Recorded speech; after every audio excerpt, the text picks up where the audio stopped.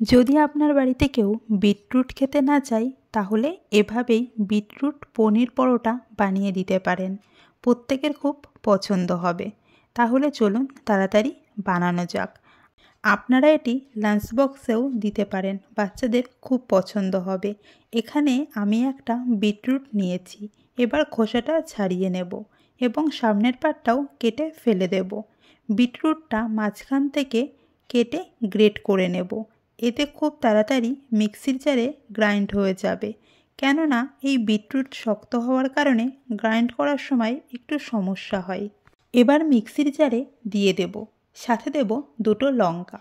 খুব ভালো করে একটা পেস্ট করে নেব। এবার এটিকে সাইডে রেখে নিয়ে নেব 1 কাপ আটা, সাথে দেব অল্প জোয়ান ও স্বাদ অনুযায়ী লবণ। খুব ভালো করে এটিকে মিশিয়ে নেব। মিশিয়ে নেওয়ার পর যে বিটরুটের পেস্টটা করে রেখেছিলাম সেটি অল্প অল্প করে দিয়ে মেখে নেব। এখানে জল ব্যবহার করব না, শুধু বিটরুটের পেস্ট দিয়ে আটা মাখতে হবে।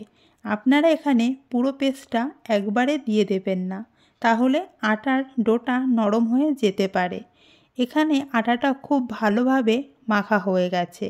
এবার আমরা পরোটার ভেতরে দেওয়ার জন্য পুর তৈরি করে নেব। আমি এখানে পনির নিয়েছি 100 গ্রাম। আমি এই পনিরটা খুব ভালো করে গ্রেট করে নেব। আপনারা চাইলে হাত দিয়েও ভেঙে নিতে পারেন। এবার এর মধ্যে 2টো পেঁয়াজ কুচি, 2 থেকে 3টে লঙ্কা কুচি, অল্প ধনেপাতা কুচি, স্বাদ অনুযায়ী লবণ, 1 চামচ চিলি ফ্লেক্স, ব্যাস এগুলো দিয়েই খুব ভালোভাবে মিশিয়ে নেব। মেখে রাখা আটাটা থেকে মিডিয়াম সাইজের লেচি কেটে নেব।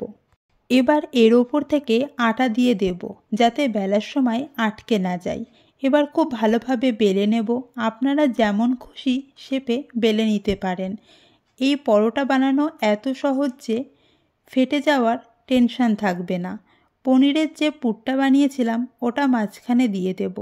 4 সাইড থেকে কিছুটা জায়গা ছেড়ে দেব এবং এইভাবে ভাঁজ করে দিতে হবে এবং অল্প জল লাগিয়ে নেব, কেননা মাঝে মাঝে জল না দেওয়ার কারণে খুলে যেতে পারে। তবে এটা অপশনাল। হালকাভাবে বেলে নিয়ে হালকা আটা ছড়িয়ে দেব এবং হালকা হাতে বেলে নেব। আপনারা অতটাও বেলবেন না যাতে পুরটা বাইরে চলে আসে। বেলা হয়ে গেছে। এবার 2 সাইড একবার মিডিয়াম ফ্লেমে ছেঁকে নেব। তারপর পরোটার নিচে 1 চামচ তেল দিয়ে দুপাশ খুব ভালোভাবে ভেজে নেব। আপনারা চাইলে তেলের পরিবর্তে ঘি ও বাটার দিয়েও ভাজতে পারেন। এবার আমাদের টেস্টি পরোটা রেডি হয়ে গেছে। এবার আমি এটাকে দই দিয়ে সার্ভ করব।